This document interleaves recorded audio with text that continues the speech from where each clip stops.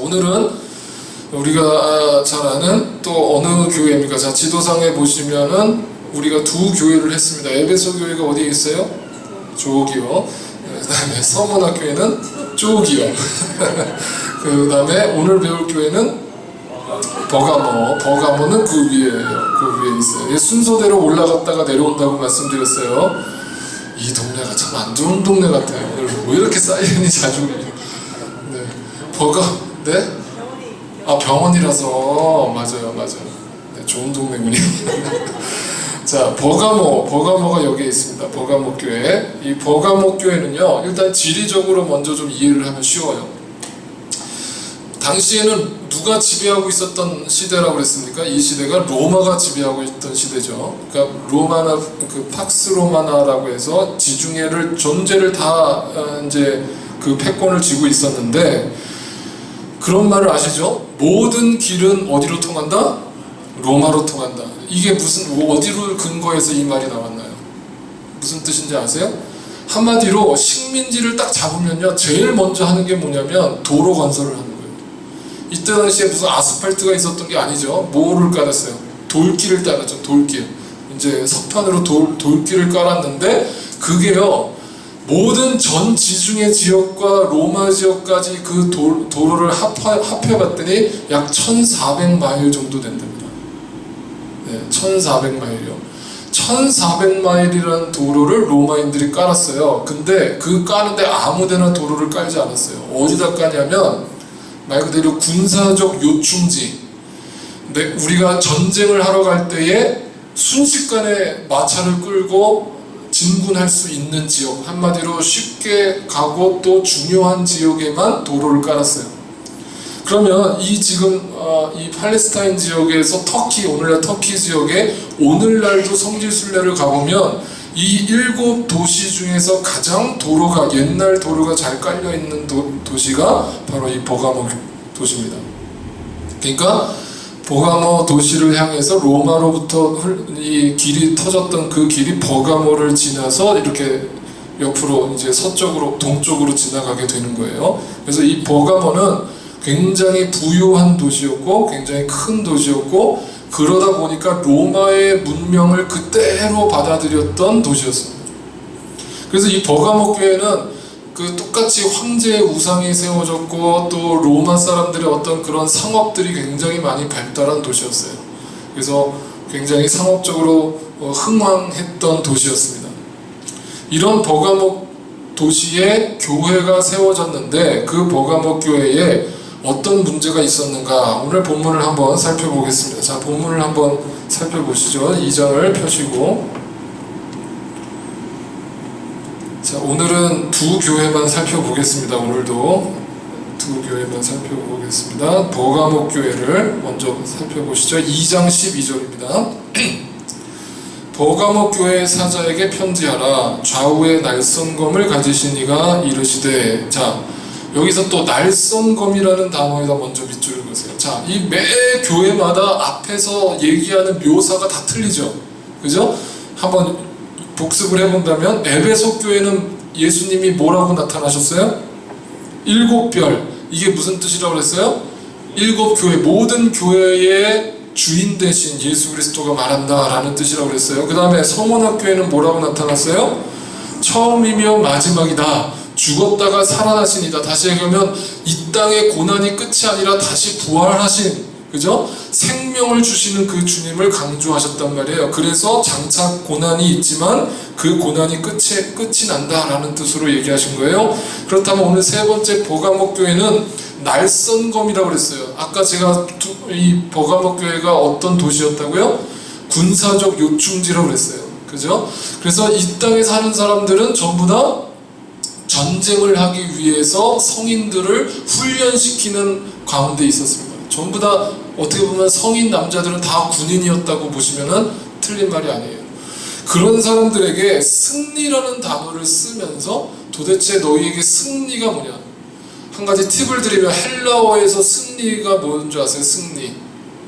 헬라어에서 승리가 니케라고 그러는데요. 니케. 이게 오늘날 영어식 표현으로도 그대로 남아 있습니다. 니케. 나이키. 네. 자화자찬하는 건 또 뭐야? 네.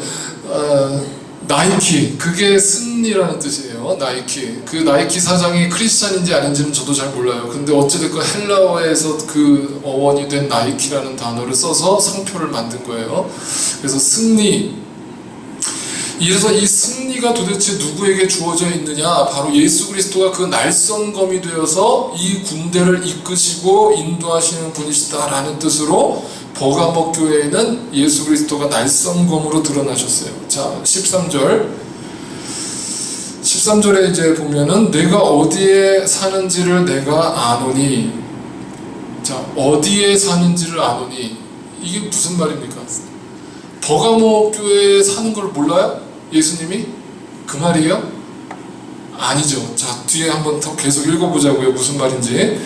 어디에 사는지를 아노니, 내가 아노니, 거기는 어디라고 했어요? 사탄의 권자가 있는 데라. 자, 그 사탄의 권자에다가 밑줄 읽으세요. 자, 사탄의 권자, 네, 사탄스 트론이라고 되어 있는 이 사탄의 권자라는 단어가 어떤 단어하고 매치가 되는가? 먼저 그 단어만 먼저 살펴보겠습니다. 14절을 먼저 보세요. 14절. 그러나 내게 두어 가지 책망할 것이 있나니 거기 내게 뭐가 있다고요? 발람의 교훈을 지키는 자. 거기다 또 밑줄을 치세요. 자, 발람의 교훈입니다. 발람의 교훈. 네, 발람 스티칭입니다. 이 발람의 교훈과 사탄의 권자를 이렇게 줄로 연결해 놓으세요. 여러분이 펜이 있으시면. 자, 이것이 같은 뜻이라는 뜻이에요. 그러니까 사탄의 권자가 너희가 살고 있는 곳이라는 거예요. 지금 현재. 그러면 어디를 얘기하는 거예요? 두아디라라는 도시만 사탄의 권자라는 뜻이에요? 아니죠. 아니죠. 이거는 지금 우주적 교회 모든 교회에게 해당하는 메시지라고 말씀드렸어요. 모든 교회에게 이 메시지가 주어졌다면 사탄의 권자는 어디를 얘기하는 걸까요? 네, 지구. 이 세상이죠. 이 세상인데 이 세상에 사탄의 권자가 있는데 그 사탄의 권자에 사는 사람들은 누구를 따른다? 발람의 교훈을 따른다. 그렇다면 이제 우리가 발람의 교훈이 도대체 뭐냐? 네, 그거를 이제 알아봐야 돼요.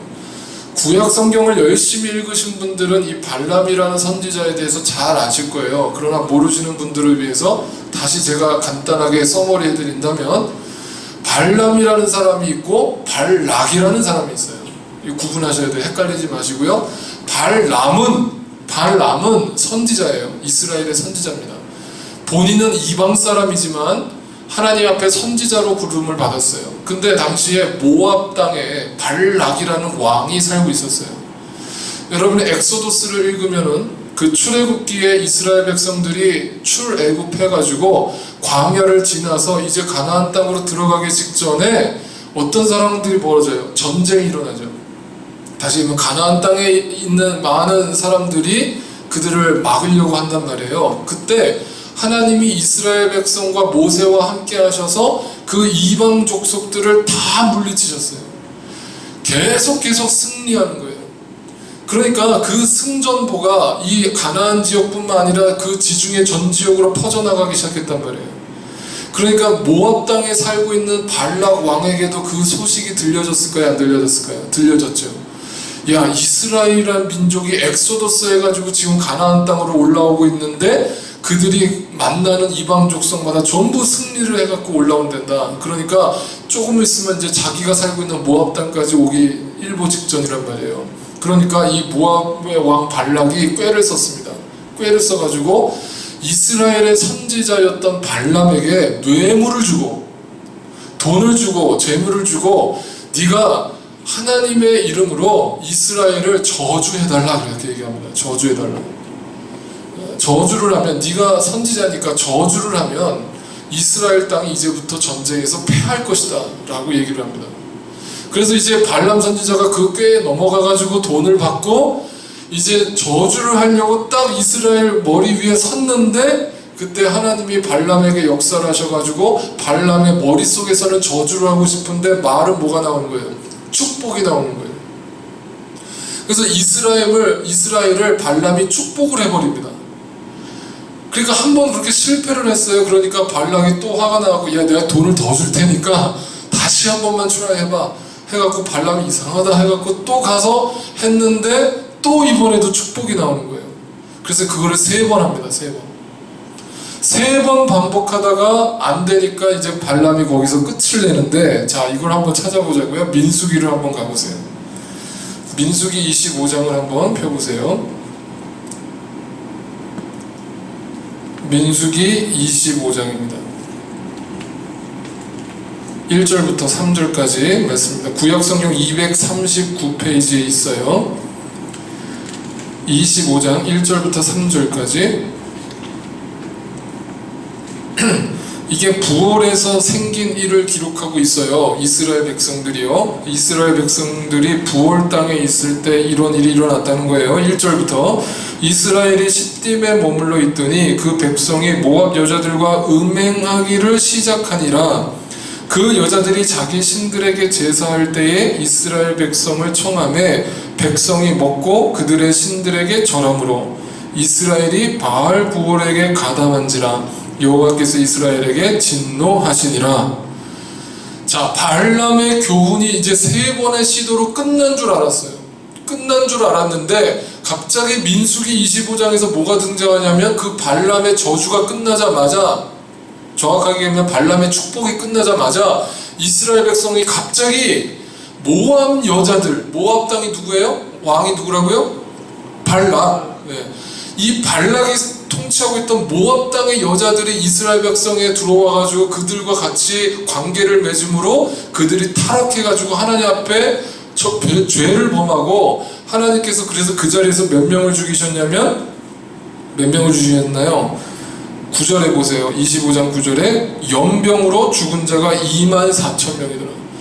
그때 음행한 이스라엘 백성들을 연병으로 24,000명을 죽여버리셨어요.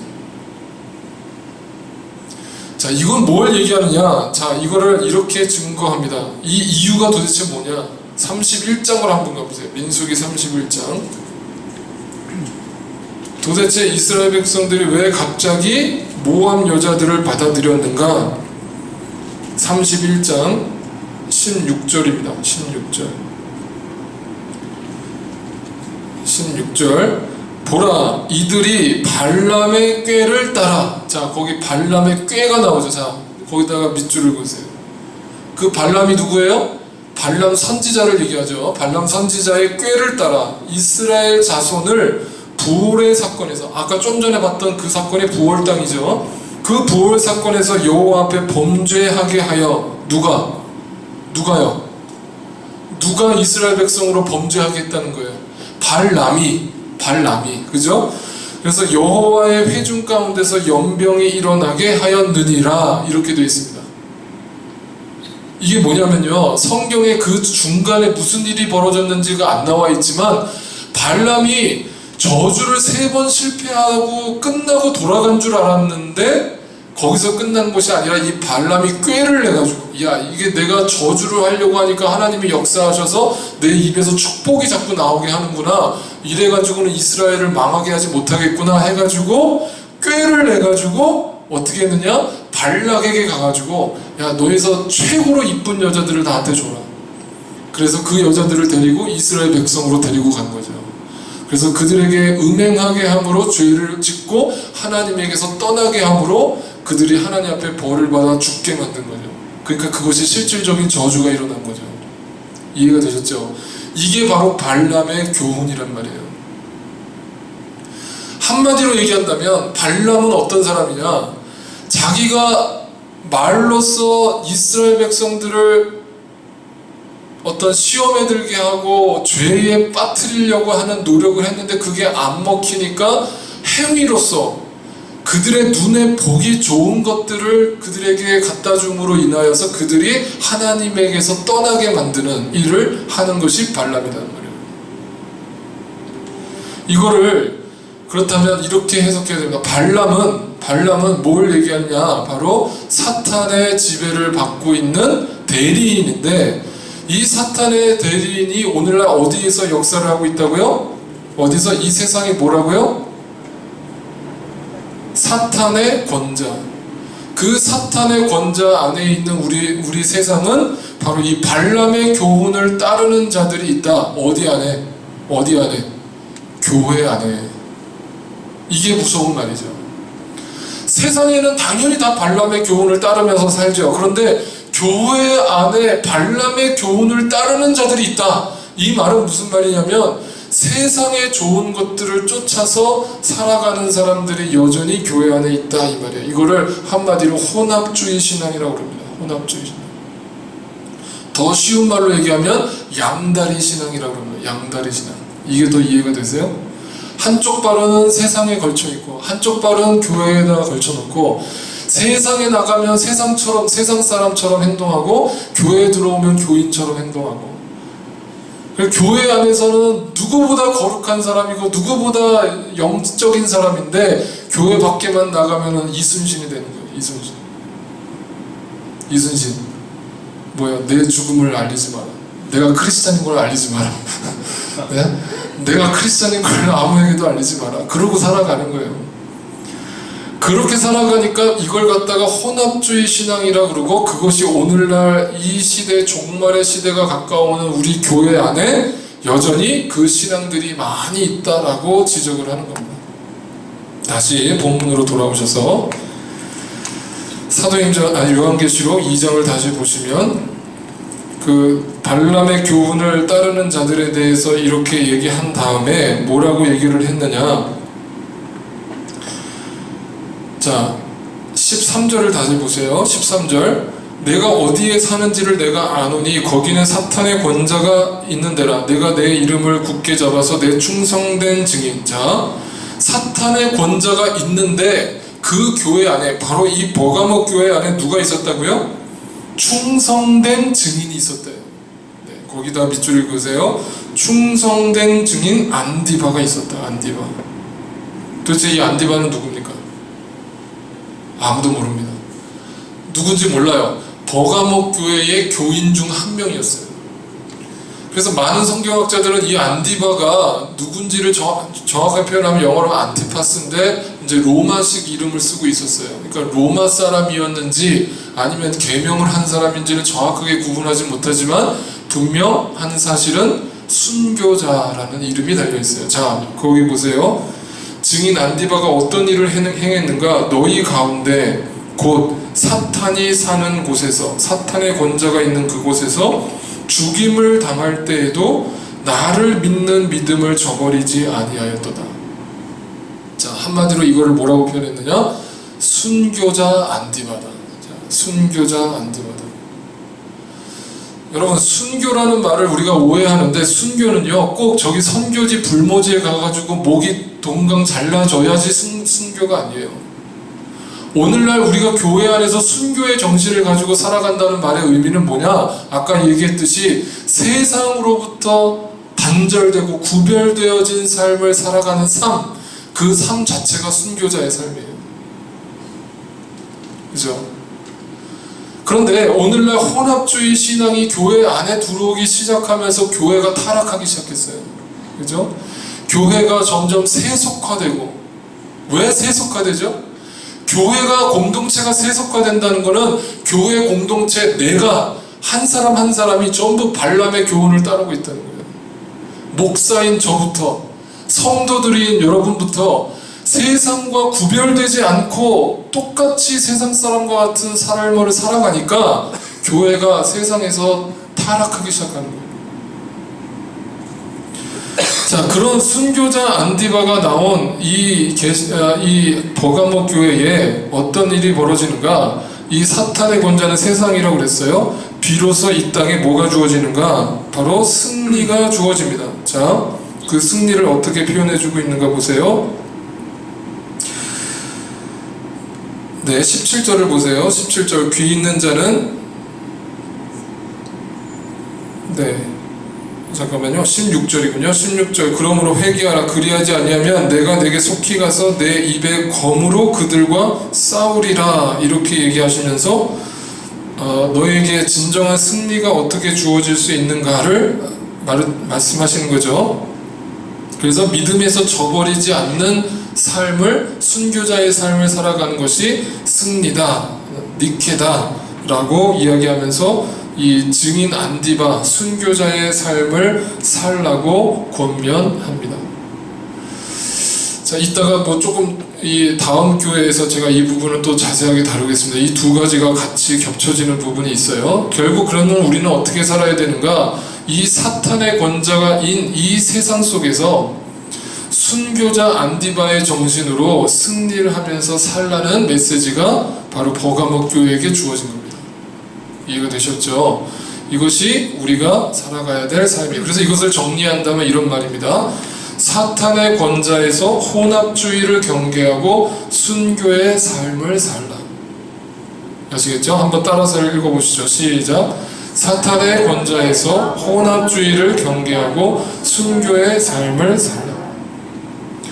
그래서 사탄은 오늘도 끊임없이 발람의 교훈을 따르게 함으로 우리가 주님의 품에서 떠나게 만드는 일들을 오늘날도 행하고 있다. 이렇게 보시면 정확합니다.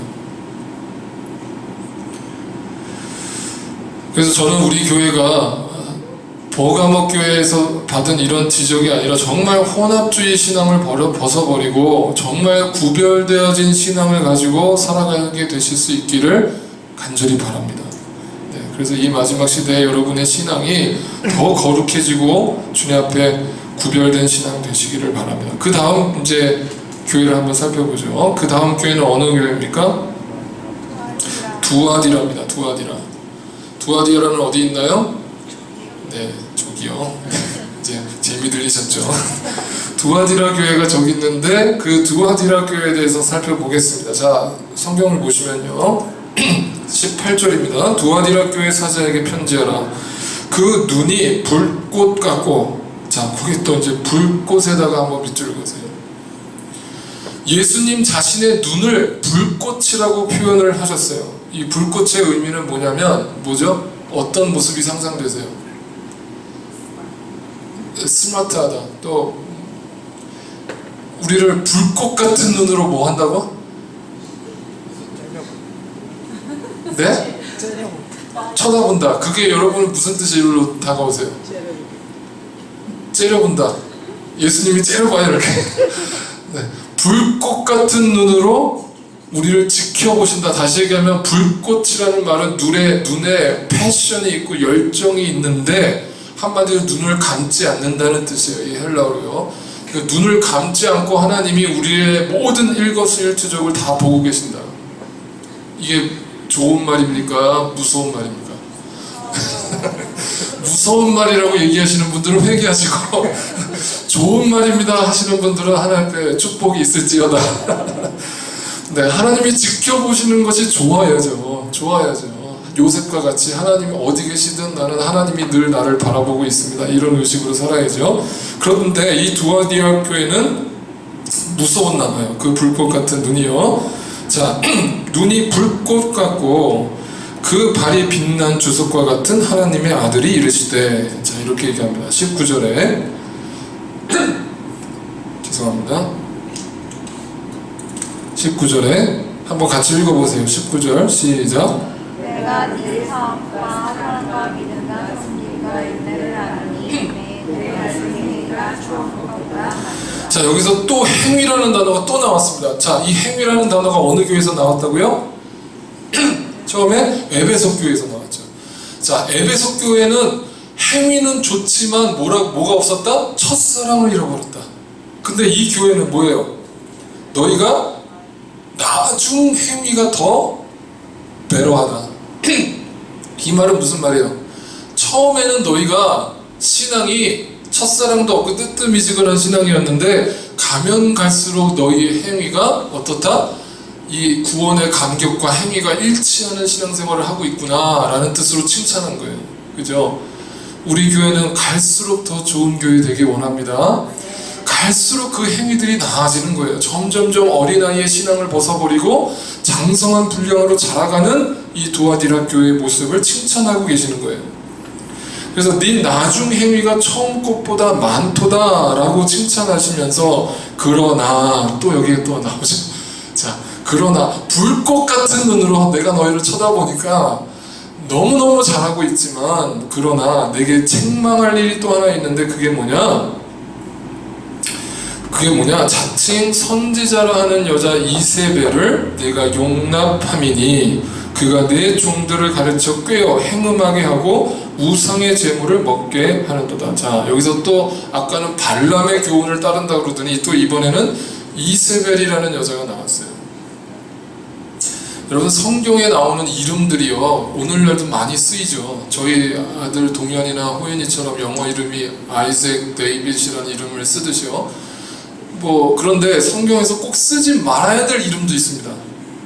이게 뭐야? 이거예요. 이세벨이에요. 세계 악처 중에 3명의 이 이세벨 이름이 들어갑니다. 악처. 네.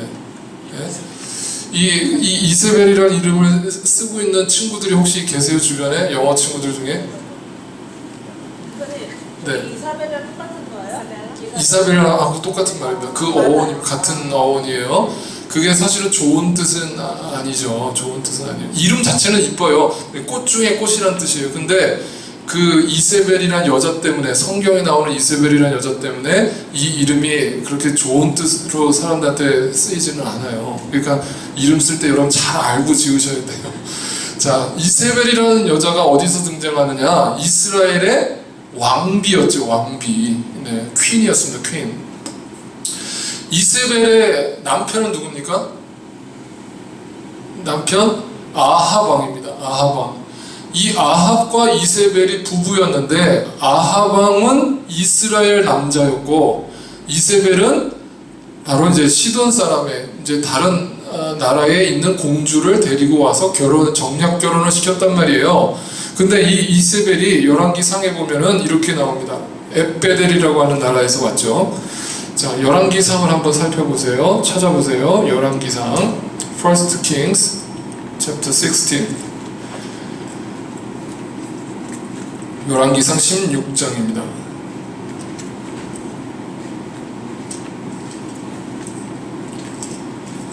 열왕기상 16장 31절을 한번 보세요. 그 여자에 대해서, 이세벨에 대해서 이렇게 얘기합니다. 31절. 느밧의 아들 여로보암의 죄를 따라 행하는 것을 오히려 가볍게 여기며 시돈 사람의 왕 엣발의 딸. 자, 이 시돈의 공주였는데 그 아버지 이름이 뭐라고요? 엣발입니다. 엣바엘. 이 엣바엘이라는 말이 무슨 뜻이냐면요, 바알 위더스라는 뜻이에요. 바알이 이제 우상이잖아요. 우리가 임마누엘이 뭐죠? God with us죠. 그러니까 엣바엘이라는 말은 바알 with us예요. 그러니까 철저하게 그 아버지로부터 그 조상 대대로 바알을 섬기는 집안의 딸이었단 말이에요. 그러니까 이 이세벨도 아버지의 영향을 그대로 받아서 철저하게 바알을 숭배하는 사람이었습니다. 이 여자가 이스라엘, 하나님을 섬기는 이스라엘 백성의 시집을 와가지고 이 땅의 아합 왕이 조금, 그러니까 좀 철없는 아들, 그죠? 철없는 남편, 생각이 없고 줏대가 없고 여자 말에 그냥 이리로 저리로 끌려다니는 남자였어요. 그러니까 오늘날로 얘기하면 끌려다녀야 돼요. 오늘날은. 그런데 그때 당시에는 줏대 없이 끌려다니는 이스라엘 왕 아합 왕이, 이 이세벨이 딱 보니까 하나님을 섬기고 있는 이스라엘 백성을 보고 제일 먼저 고치고 싶었던 게 뭐겠어요? 당연히 종교를 바꾸자, 내셔널 릴리전을 바꾸자 해가지고 종교를 뭐로 바꿨어요? 바알 종교로 바꿔버렸어요.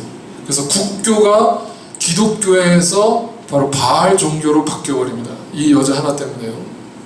그래서 이 아합 왕이 그 뒤로부터 모든 정권을 이세벨에게 다 넘겨줍니다. 야, 네가 그렇게 정치적인 그 센스도 있고 그러니까 파워도 있고 그러니까 네가 한번 다스려봐. 나는 그냥 놀고 먹을 테니까. 그래서 그때부터 아합 왕은 맨날 여자나 끼고 술이나 먹고 놀러 다니고 이세벨이 이스라엘을 통치하기 시작하는데 그때부터 말 그대로 폭군이 시작됩니다. 네, 모든 하나님을 숭배하려고 하는 사람들을 잡아다가 다 죽이는 거예요. 그 중에 대표적인 사람들이 누구예요? 선지자들이죠. 그 시대의 선지자가 누가 있었어요? 유명한 선지자 엘리야가 있었습니다. 엘리야. 그래서 엘리야가 바로 그 어디 산이죠? 그 갈멜산에 올라가가지고 850명의 우상 숭배자들과 맞짱을 뜹니다. 저쪽 산에서 850명의 우상 숭배자들이 바알에게 기도를 하는 거죠. 하나님, 바알이시여 하늘에서 불을 내려주시옵소서. 근데 불이 안 떨어져요. 그러니까 엘리야가 하나님 불을 내려주십시오. 그러니까 바로 하늘에서 불이 떨어져가지고 이제 엘리야가 이겼단 말이에요. 그래서 이 850명의 우상 숭배자들이 전부 다 참수형을 당합니다. 그 뒤로 이세벨이라는 이 여자가 화가 났어요. 야, 이거 봐라. 내가 섬기려고 하는 이 종교를 이렇게 무시할 수가 있어? 그러면서 이 엘리야를 잡아 죽이려고 합니다. 그러니까 엘리야가 도망을 쳐요. 도망을 치는데 어디로 도망치느냐? 사막으로 도망칩니다. 그 사막으로 도망쳐서 헤매다가 결국 어디로 가요? 로뎀 나무로 가는 거예요. 네. 로뎀 나무에서 뭐 하기를 원해요? 죽기를 원하죠. 그러니까 그 엘리야의 심정을 여러분 생각해보면 어떻게 하늘에서 불을 내리게 하는 선지자가 어떻게 하나님 앞에 자살을 하나님 나 죽여주십시오 하고 그렇게 할 수가 있느냐라고 여러분은 이해가 안 가시죠. 그러나 그것이 충분히 이해가 되는 상황이에요. 그만큼 외로웠고 절대적으로 고립된 엘리야의 모습을 성경이 얘기하고 있어요.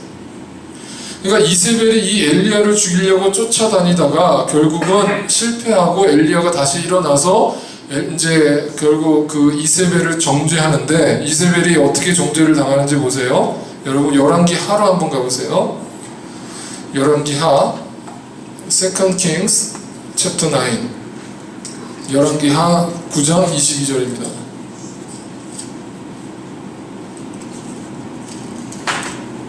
열왕기하 9장 22절 예후라는 그 왕에게 이제 이세벨이 능력을 당하는데 예후가 이 이세벨을 어떻게 치는가? 22절 결국 악인의 최후를 이렇게 얘기하고 있는 거예요. 22절 9장 22절입니다. 요람이 예후를 보고 이르되 예후야 평안하냐 하니 대답하되 내 어머니 이세벨의 음행과 술수가 이렇게 많으니 어찌 평안이 있으랴 하더라 라고 얘기하면서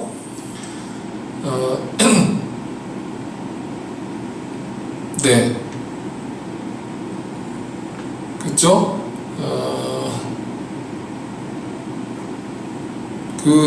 그게 어디 갔나요? 결국은 이 이세벨 왕후가 살해를 당하는데 어떻게 살해를 당합니까? 개에게 뜯겨 먹죠. 뜯겨 먹힘을 당합니다. 네, 그죠? 그래서 결국 36절에 또 나와 있군요. 9장 36절에 이렇게 보세요. 돌아와서 전하니 예후가 이르되 이는 여호와께서 그 종 디셉 사람 엘리야를 통하여 말씀하신 바라 이르시기를 이스라엘 토지에서 개들이 이세벨의 살을 먹은지라.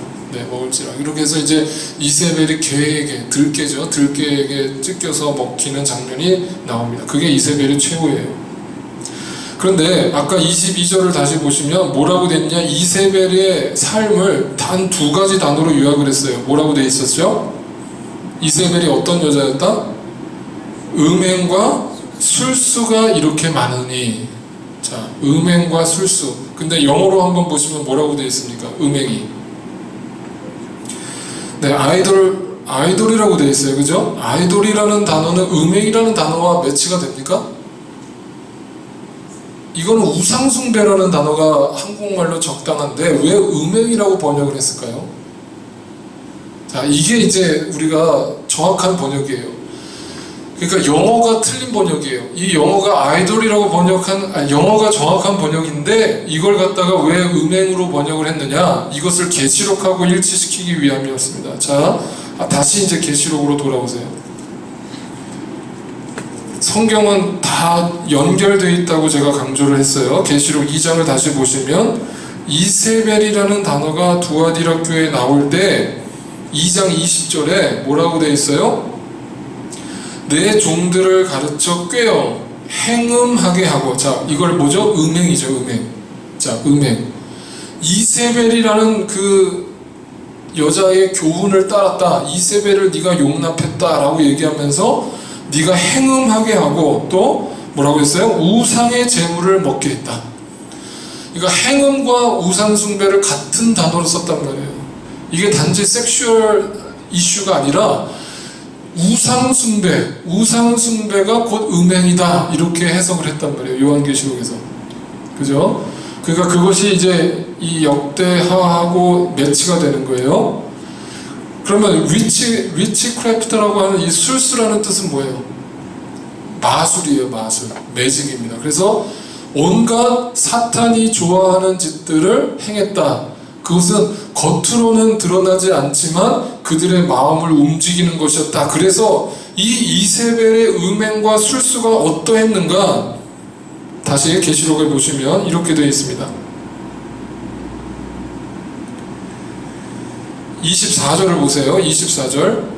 두아디라에 남아 있어 이 교훈, 무슨 교훈이에요? 이 교훈이 네, 이세벨의 교훈이죠. 이 교훈을 받지 아니하고 소위 사탄의 깊은 것. 자, 거기다 밑줄을 보세요. 사탄의 깊은 것. 사탄의 교훈을 알지 못하는 너희에게 말하노니. 자, 음행과 술수는 뭐다? 음행과 술수는 뭐다? 사탄의 깊은 것이다 라고 해석을 할 수 있어요. 그러면 이게 왜 이런 말을 썼을까요? 사탄의 깊은 것이라는 말의 의미가 뭘까요? 한마디로 겉으로 드러나지 않는, 철저하게 숨겨져 있단 말이에요. 이게 바로 위치크래프트라는 거예요. 네? 그러니까 사람을 현혹시킨단 말이에요. 이게 depths of Satan이에요. 아시겠죠? 사탄의 깊은 음흉한 술수가 바로 이세벨의 교훈을 따르는 사람들의 심령 속에 역사하고 있다, 이렇게 정의할 수 있는 겁니다. 그럼 도대체 이게 뭡니까? 이세벨의 음행과 술수가 뭐예요? 네? 이걸 오늘날 교회 안에서 보면 어떻게 해석할 수 있냐면 이것이 역시 교회 안에 들어와 있다, 이 말이에요. 이세벨의 교훈을 따른다. 단지 섹슈얼한 이슈를 드러내는 것이 교회의 죄가 아니라 이것은 하나님으로부터 떠나게 만드는 것, 하나님으로부터 떠나서 우상 숭배를 하게 만드는 것이 바로 가늠하는 거예요. 그죠? 우리는 하나님의 신부고 하나님의 자녀인데 우리가 세상의 사탄의 그 놀이개가 돼가지고 거기에 놀아나고 있단 말이에요. 그걸 갖다가 음행하고 술수에 너희가 넘어갔다라고 얘기하는 거예요. 이게 뭐냐면 이렇게 이해하시면 됩니다. 여러분, 뉴에이지라는 무브먼트를 아시죠? 제가 여러 번 설교 시간에 강조했습니다. 뉴에이지 무브먼트가 왜 목사님들이 그렇게 위험한 거라고 강조할까요? 뉴에이지는, 다시 정리하지만 뭐 여러분이 잘 아시는 뉴에이지 음악가들이 누가 있습니까? 네? 성호가 아는 뉴에이지 뮤지션이 누가 있어요? 하나는 많이 알죠. 음악 좋아하니까. 네. 서태지가 뉴에이지예요? 그건 또 처음 들어봐요. 뭐 그럴 수도 있겠죠. 뭐 그런데 뉴에이지라고 한다면 마이클 잭슨도 뉴에이지라고 보기보다는 그 사상이, 물론 뉴에이지 사상을 가지고 있었지만 초창기에 아예 뉴에이지라는 장르가 있잖아요. 여러분이 보시면 뉴에이지라는 장르를 한 번이라도 들어보신 분들은 아시겠지만 이게 막 헤비메탈이나 막 이런 것처럼 딱 들어도 이게 사탄의 음악이구나, 이런 생각이 들어요? 예원이가 잘 아는구나. 예원이가 한번 얘기해봐. 뉴에이지 음악의 뮤지션 중에 누가 있어, 아는 사람?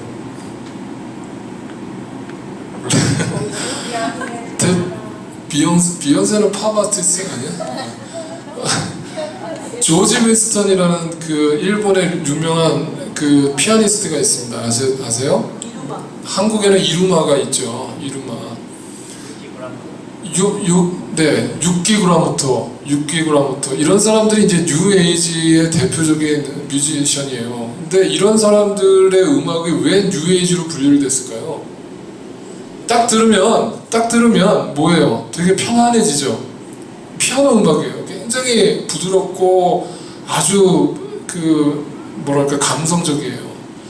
근데 뉴에이지를 만드는 뮤지션들의 종교가 뭔지를 알아야 돼요. 그들은 어떤 사상과 어떤 마인드로 그 음악들을 만드는가? 바로 사탄의 영향을 그대로 받는다는 거예요.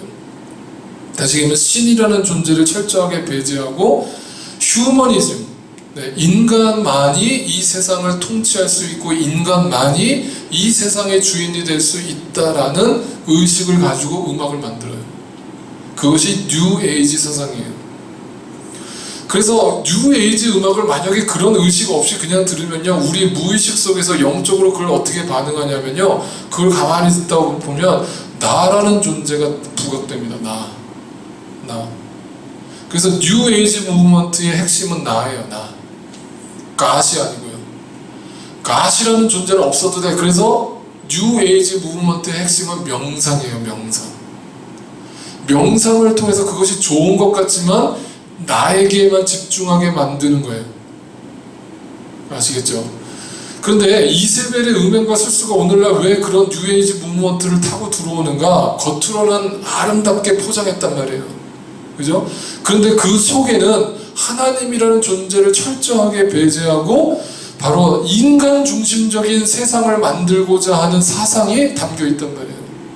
그런 음악들과 소설과 문학과 예술들이 오늘 이 시대를 좌지우지하고 있고 이 시대를 다 팽배하게 자리 잡고 있단 말이에요. 그러니까 여러분이 일주일 동안 거의 80~90%를 뉴에이지 무브먼트 속에 빠져 있다가 교회에 나오신다고 생각하시면 정확한 거예요. 아시겠죠? 그래서 그것이 우리의 머릿속에 자연스럽게 세뇌가 돼가지고 그것이 교회 안으로 들어와요. 교회 안으로 들어온단 말이에요. 그래서 여러분 교회 음악이라는 걸 구분할 때도 찬양 같은 경우도 마찬가지입니다. 여러분 찬양이 오늘날 그 젊은이들이 많이 부르는 찬양들은 전부 다 뭐예요? 락 음악이죠. 락 음악이에요. 다 막 굉장히 비트가 강하고 사운드 막 전자기타 쟁쟁 치면서 찬양하잖아요. 막 젊은이들 막 열광하잖아요. 두 손 들고 막 번쩍번쩍 뛰면서 찬양하잖아요. 어떤 어른들은요, 저희 때만 해도 제가 중고등학교 때 교회에서 드럼 치면 사탄이라고 그랬어요. 막 사탄의 자녀들하고 막 나가라 막 그랬어요. 교회에서 기타 치는 것도 막 난리를 쳤었어요. 장로님들이요. 막 어디 세상 포크 음악을 교회 안에 들고 들어오냐고. 오로지 오르간이었어, 오르간. 근데 그게 거룩한 게 아니란 말이에요. 여러분 장르가 도구가 바뀌는 것은 전혀 중요하지 않아요. 중요한 거는 그 음악을 누가 연주하고 있느냐가 중요한 거예요. 그 음악을 누가 만들었냐가 중요한단 말이에요. 그러니까 아무리 부드럽고 조용한 음악도 세상적인 마인드로 만든 음악이 교회 안에 들어오면 그것은 이세벨의 그 교훈을 따르는 거예요. 그런데 장르가 헤비메탈이든 락이든 상관없어요. 랩을 하든 힙합을 하든 찬양을 부른다면 그 속의 영성이 뭐예요? 하나님의 영성으로 곡을 만드는 거죠. 그러니까 눈에 보이는 걸로 판단할 것이 아니라 영적인 걸로 볼 수 있는 그 기준이 우리에게 있어야 된다는 얘기예요. 이 시대 속에 사탄의 깊은 것이란 눈에 드러나지 않아요. 그런데 우리의 생각과 마음과 영혼을 붙잡고 우리를 세상으로 끌어당기는 힘이 바로 이 세상 문화 속에 스며들어가 있다 이 말이에요. 이것이 오늘날 교회 안에 그대로 들어와 있어요.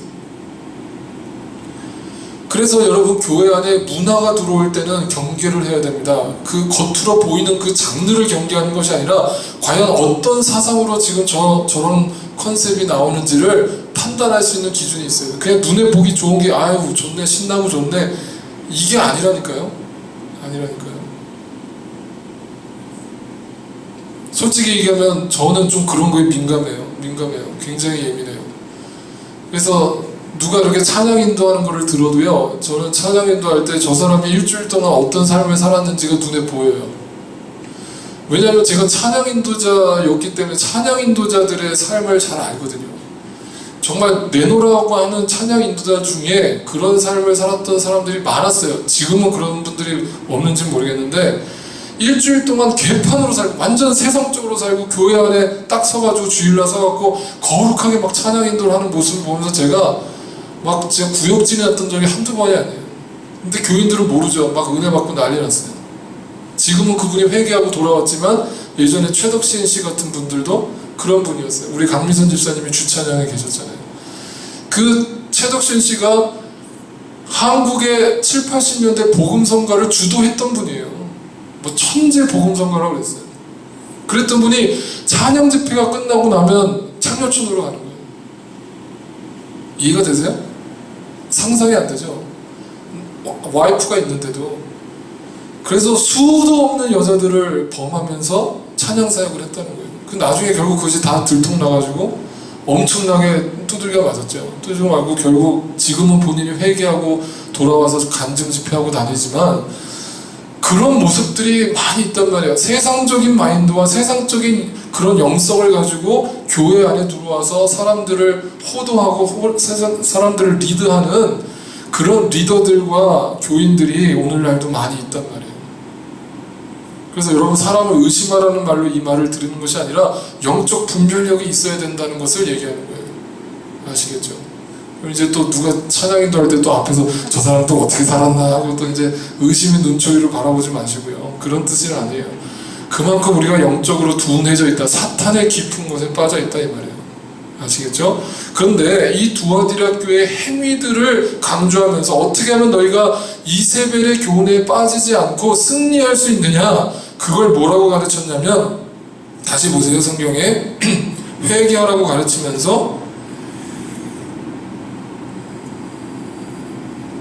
자 25절을 보세요. 25절에 이렇게 되어 있습니다. 25절, 2장 25절 같이 한번 읽을게요. 시작.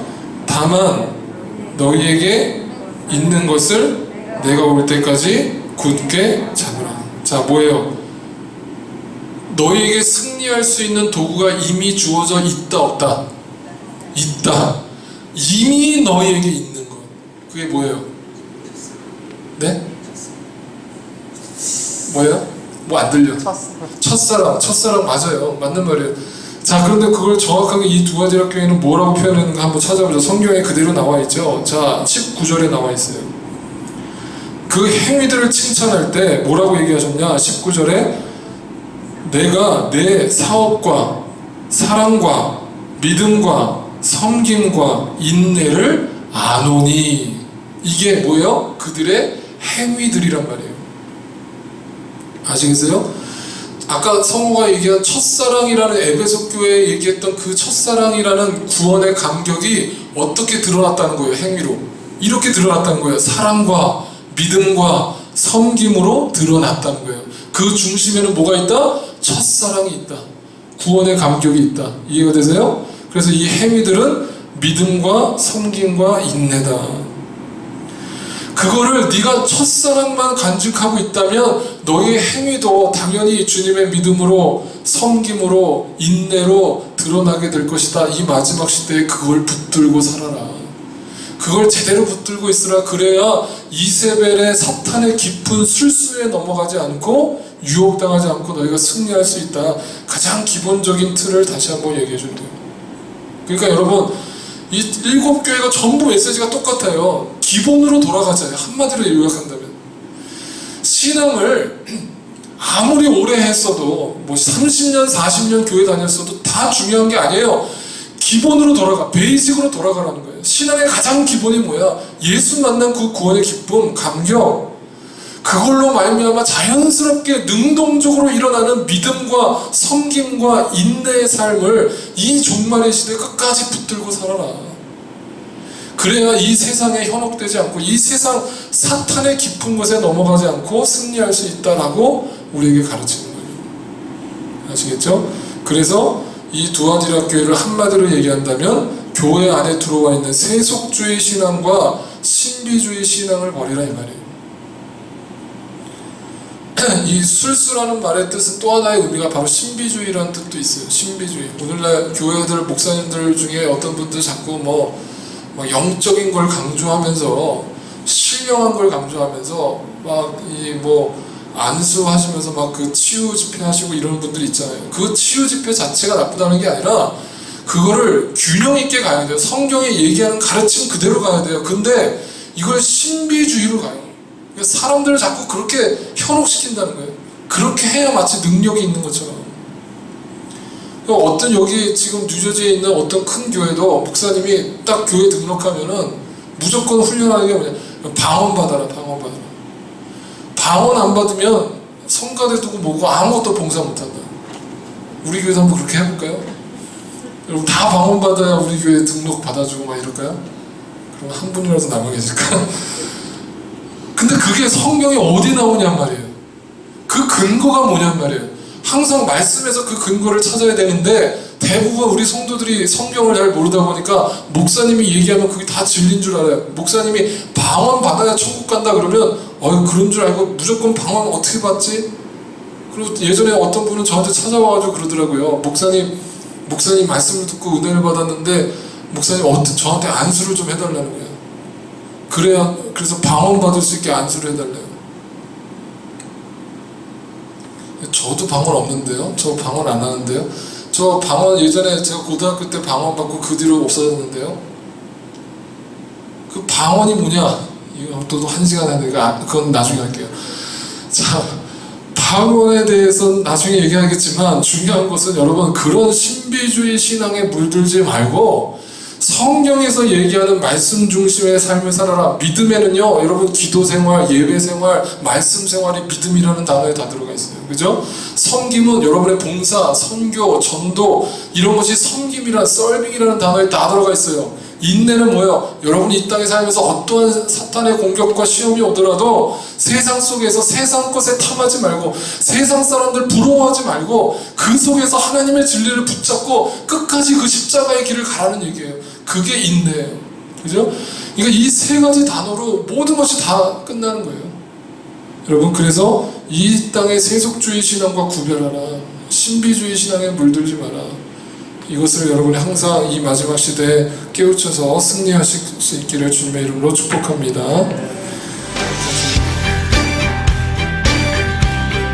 그 크신 주님을 찬양합니다. 그 위대하신 주님의